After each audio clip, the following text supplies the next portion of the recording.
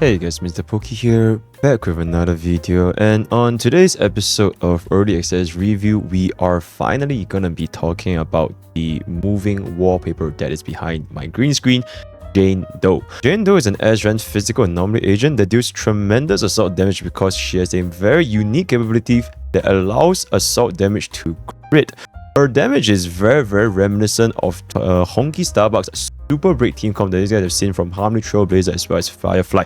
She is not going to be relying on any sort of crit crit damage, so in that sense she does have a much lower requirement for gearings compared to DPS such as Alan and Zhu Yuan. She also has a very unique kit unlike any of the DPS we've seen so far, and opens up to a lot of very fun team comps throughout my testings with Jane Doe, right? As usual, creator experience server is not going to be indicative of the final product, as you guys have seen from what happened to Qing Yi, so if there's any changes, do expect them to happen, right?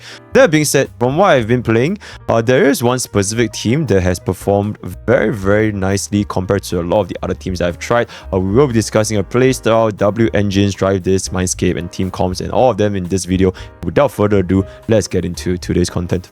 Subscribe!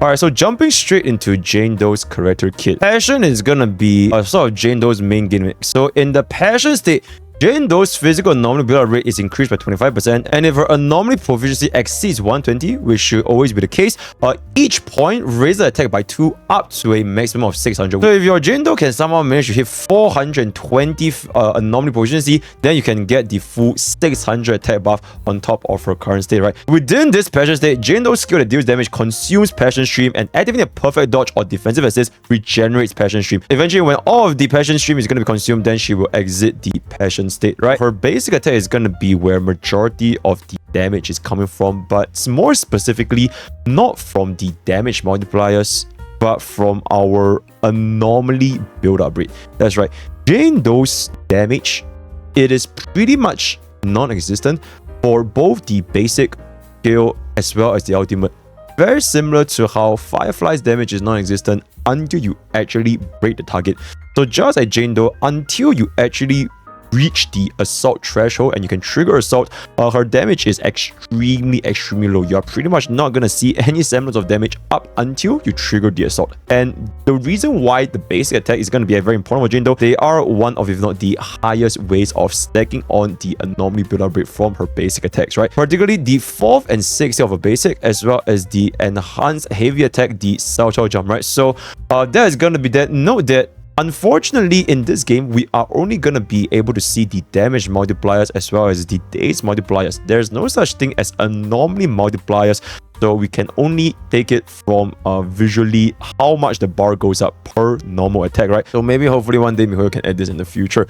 Jane Doe's heavy, it will never ever be used unless Sao Chao jump is going to be available, in which you can see in the top left hand corner there's a little red dot that indicates the little spin which is the Sao Chao jump, right? And then once you get into Jane Doe's passion state, the attacks are pretty much in a enhanced version, but more or less it's the same thing. Jane Doe doesn't have any sort of like fancy combos, Kara cancelling, skill into basic into skill. It is simply just basic followed by more basic, extremely straightforward kit. She's not able to animation cancel because, for example, if you were to use basic attack and then use a skill in the middle of a basic animations, it's gonna reset all the way back to 1, and ideally that's not the case. So for Jane Doe, you want to try to finish the entire 6 basic attack chains and then do something else. And then talking about Jane Doe's skill clear out, you will only ever use this if you have the EX, which is going to be 60 energy. Otherwise, you're pretty much never ever going to be using this because it stacks anomaly extremely slowly. Now, as of this point, I will talk about basically when should you be using Jane Doe's skill as well as Sao Chao jump. Think of Jane Doe like Jing Liu. You would never, or rather very rarely would you ever use Jing Liu's skill and ultimate unless she's already in the enhanced state. This is exactly the same for Jane Doe.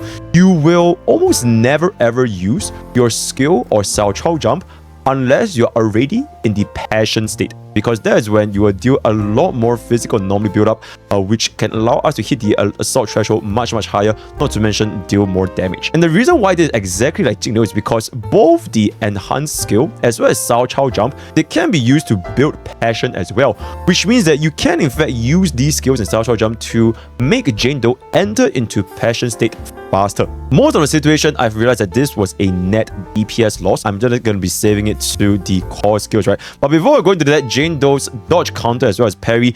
Jane Doe is the only unit we have in the entire game that has a built-in triple dodge system. She's the only unit that can press dodge 3 times consecutively, which means that it is extremely easy and comfortable to use Jane Doe against higher pressure situations such as you guys have seen, the Rampant Brute in Disputed Node, right? So very nice. Keep in mind, dodge counter, it also increases our passion in or out of the passion state.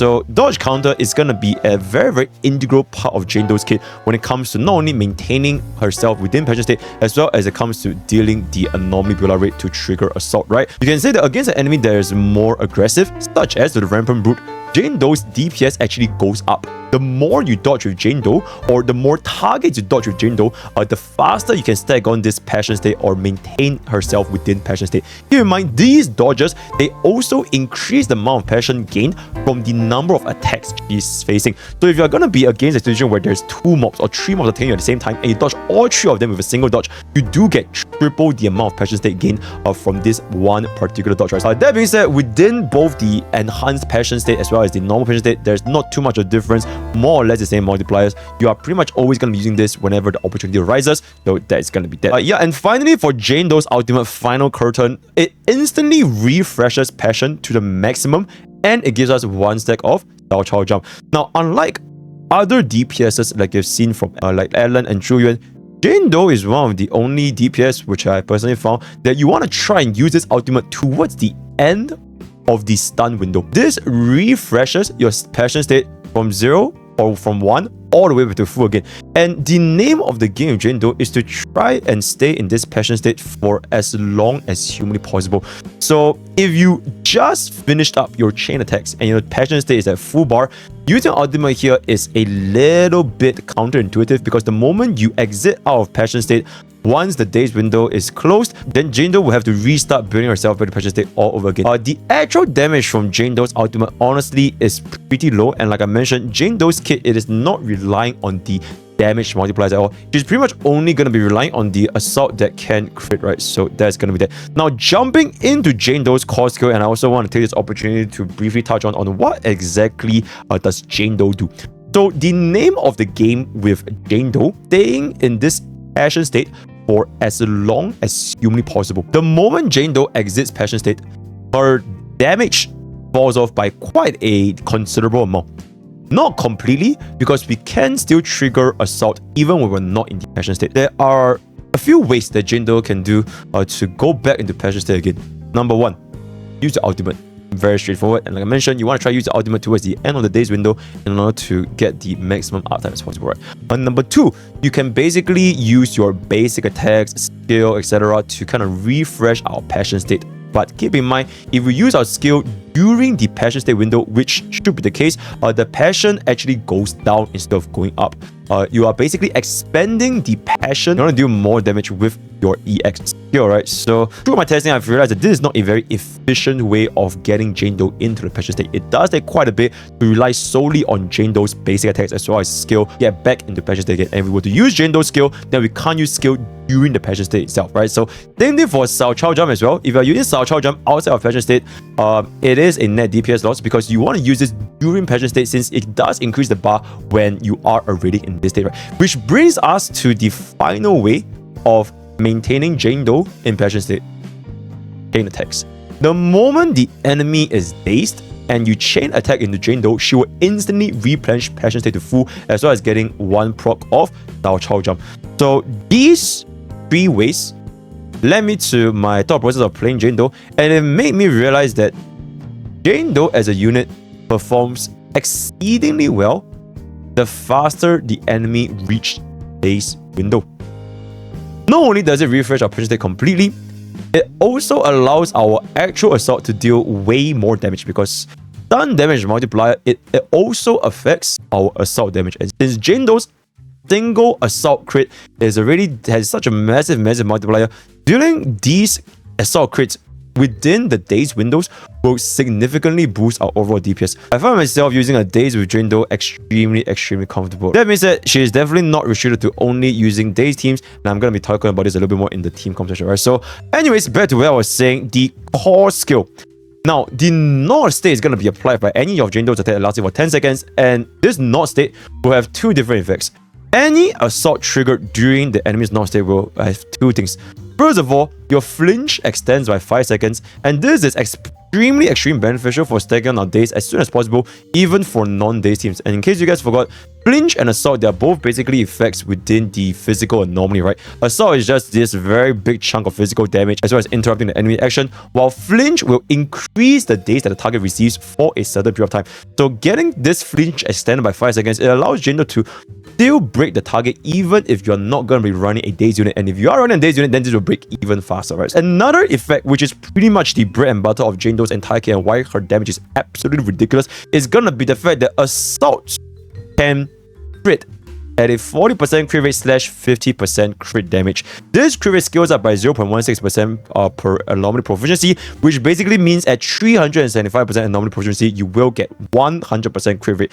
This number might seem pretty daunting at first if you're going to be running Jane Doe with Steph, which gives us another 100 anomaly proficiency, which means more or less if you do have the main stats done as well as some of the subsets, you should be able to easily hit 375% anomaly proficiency in battle, right? Although this assault, it can be triggered by any squad member, Jane Doe ideally wants to be the only one proccing assault due to how anomaly works. Now, like I mentioned in my previous anomaly videos and how the damage formula works in Zone 0, if two allies are in the same element, so in this case, if two allies are physical, let's just for example say Piper, final assault damage will be split based on who contributed towards this final assault, which means if 50% of the assault build-up, the physical anomaly build-up, is contributed by Jane Doe, whereas the other 50% is contributed by Piper, then it will be a mix of 50% of Jane Doe's anomaly proficiency and 50% of Piper's anomaly proficiency combined into one for the final assault hit.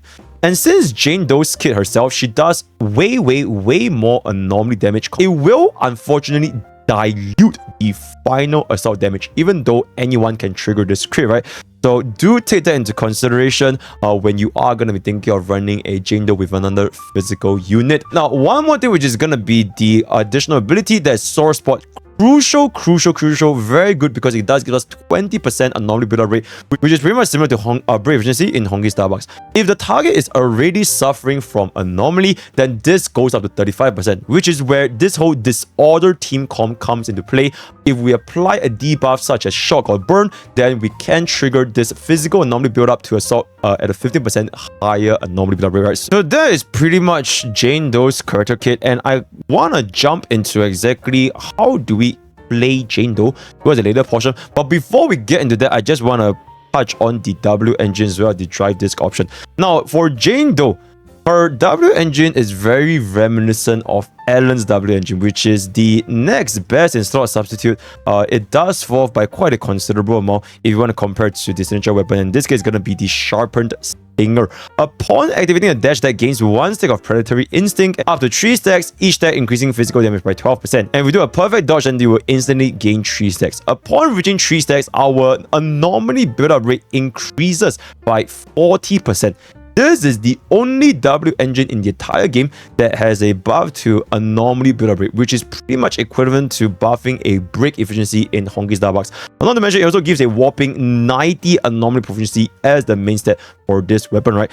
Shaman Stinger is going to be an extremely powerful W engine if you are going to be thinking of pulling for Jane Doe, and all of the other W engines, it kind of pales in comparison, not because they don't have attack, don't have pen ratio, don't have anomaly proficiency, right? Because they do, but it's because none of the other W engines we have access to anomaly build-up rate, especially anomaly build-up rate at 40%, right? So this is also pretty much the most important part of Jane's entire kit, because it's not like she's lacking anomaly proficiency, it's not like she's lacking damage. The problem with assault is how long it's going to take you to actually reach the assault stage. And this W engine can make us reach this stage at a much faster pace, right? So very good. Now, if you do not have the W engine, if you want to think about, for example, Gray's W engine, she has 24% pen, 12% attack, with up to 75 anomaly proficiency.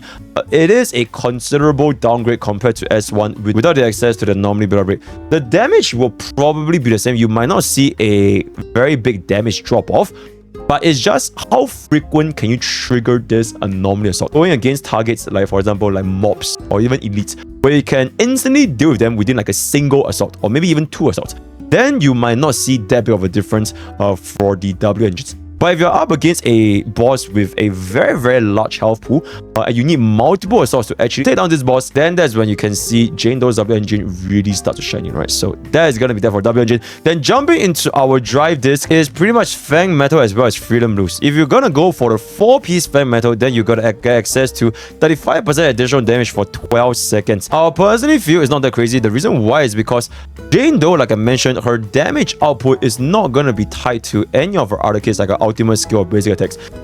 Pretty much, in my opinion, 90% of Jane Doe's damage output is going to be coming from the actual assault. I would much rather trigger assaults more frequently instead of getting this 35% additional damage on basic skill ultimate, which Jane Doe personally doesn't do that much of.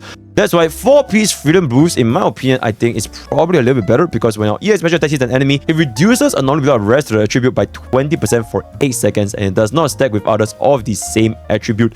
So it does pretty much allow our Jane Doe to reach the assault at a much faster pace.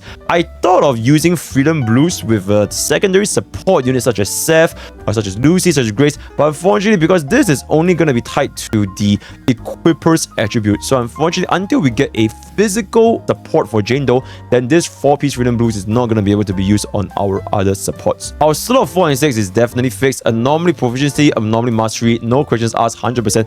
But our slot of 5 is a little bit more dependent on our subsets. 10 attack percentage, physical damage, they're all pretty decent. I would say that between these, attack is definitely going to be the weakest one, because Jane does have access to up to 600 attack buff during her passion state, right? And this is 600 flat attack, so Jane Doe doesn't really need that much attack percentage. So between pen ratio as well as physical damage, you kind of want to see what you're getting at. If you have a lot of pen substats, if you're going to be running Jane Doe Arena, then pen main stat might scale pretty well. Otherwise, you can't really go wrong with physical damage percentage. But at the end of the day, the difference in slot fight is not that impactful. Just go for the one with the better substats. And speaking of substats, Jane Doe, you pretty much just want anomaly proficiency over pen ratio or attack percentage. There is unfortunately no anomaly mastery in our substats, so anomaly proficiency is the only one that can directly increase Jane Doe's damage by the highest amount. Pen and attack percentage, they're all pretty decent substats. Everything else, it would not impact Jane Doe whatsoever, right? That being said, as long as Jane Doe has access to the right main stats, she pretty much will achieve 90 to 95% of the final damage output. Similar to Super Break, even if you have very poor substats, as long as your main stats are more or less there, then their damage can already be there, right? So that's going to be that. And now finally, before we jump into Jane Doe's team comp session as well as talking about exactly how Jane Doe plays, we are going to be talking about her Mindscape. So for Jane Doe's first Mindscape Prime Council, maximum use of Sao Chao Jump is increased by 1, and while in Passion State, Jane's physical anomaly build-up rate increased by 50%, and each point of Jane's anomaly proficiency increased damage by 0.1 up to 30%.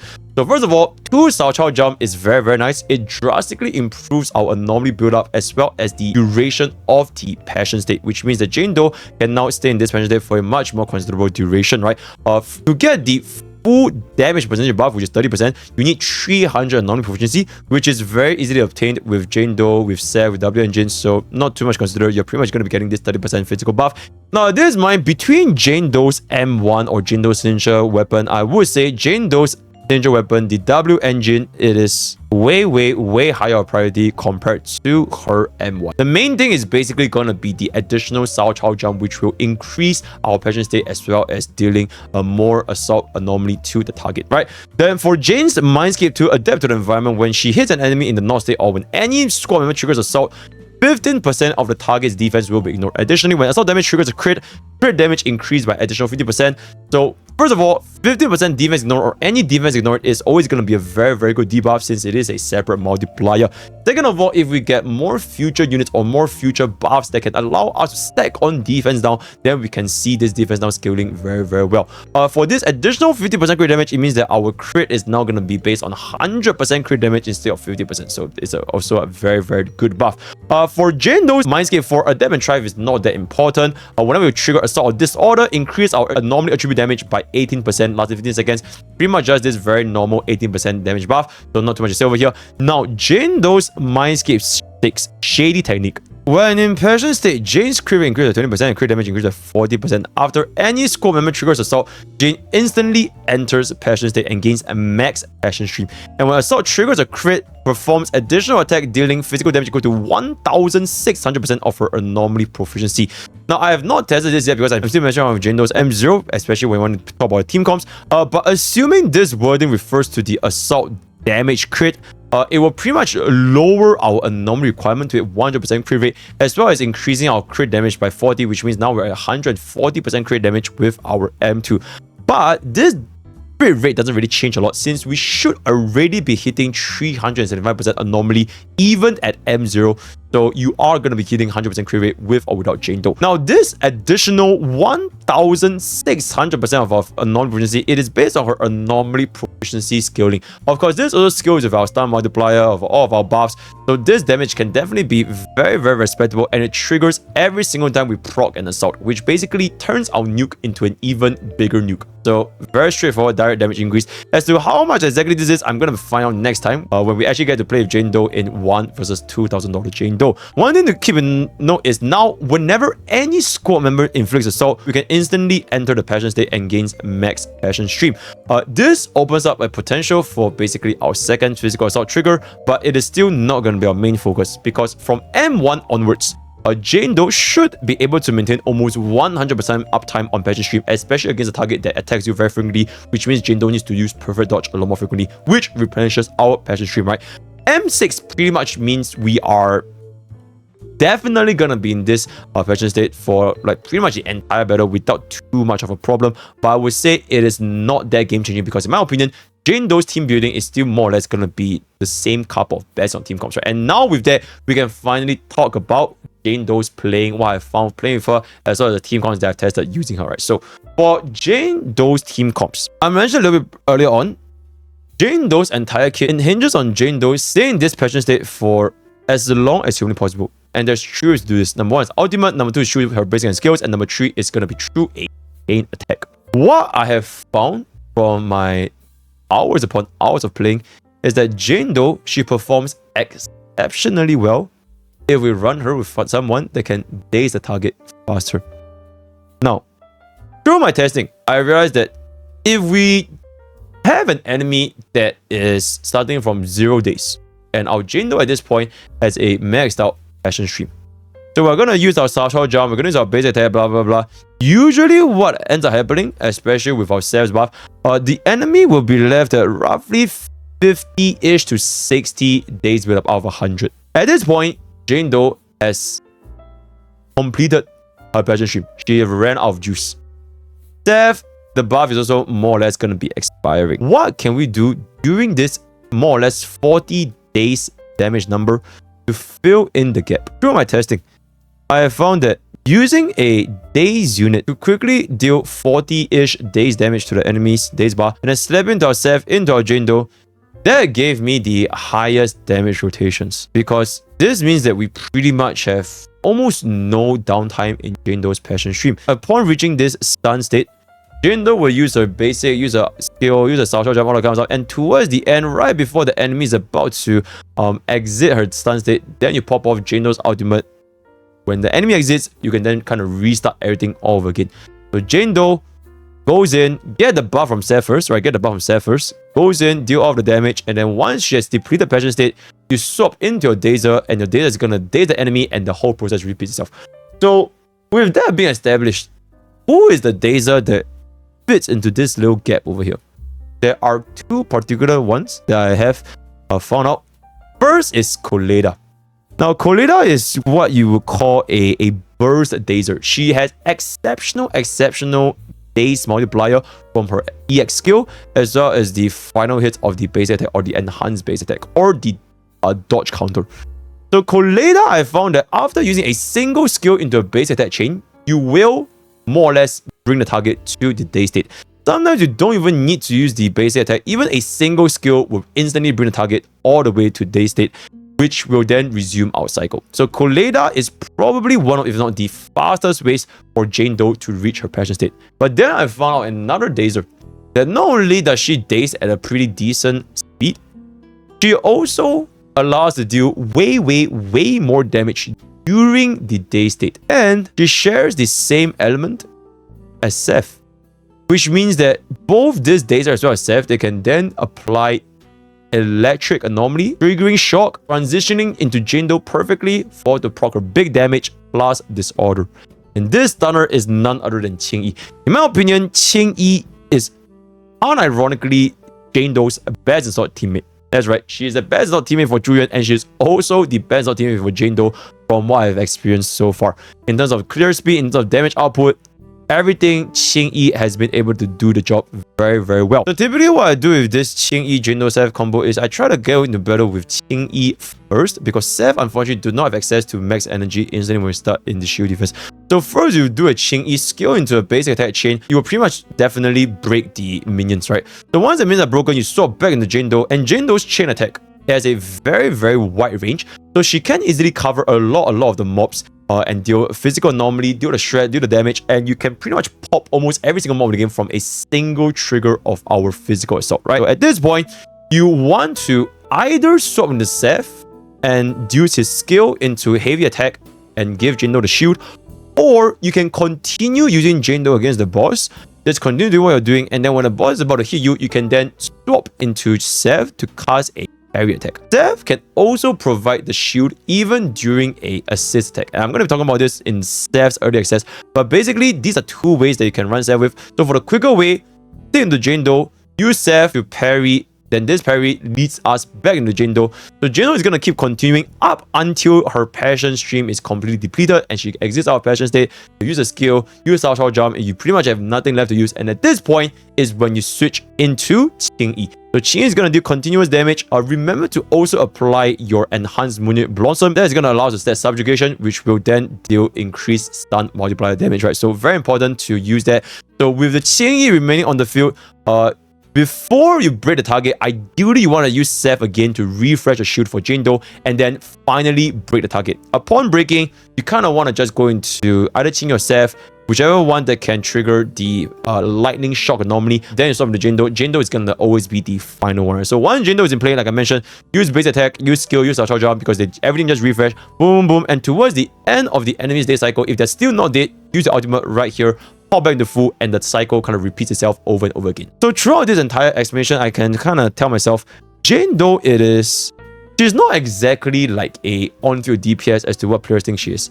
She does have this downtime when you're running her, which is the downtime where Jane Doe is not in the passion state.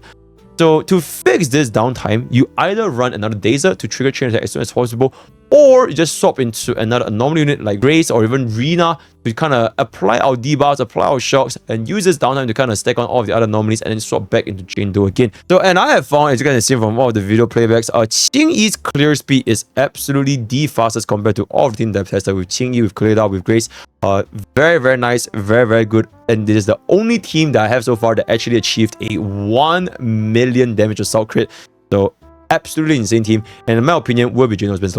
Unfortunately, because there's only one Qing in the game, if you still want to play Zhu Yuan, Zhu Yuan's best is definitely going to be Qingyi. So if you don't have Qingyi available to spare for Jane Doe, feel free to use a Colada, or if you don't have Colada, for you to run NB, run Lycon. I think they're all pretty much more the same. You just want to daze target as soon as possible. And then at this point, we can kind of talk about the other team comp, and that is gonna be the anomaly team comp. So we don't run a Dazer, we either run a support like Grace, Lucy, Rina, all that. And upon reaching anomaly, and you guys will know from the previous Jane Doe's core skill, you do get up to 35% additional anomaly build up rest penetration, which means you can stack on physical anomaly assault much faster.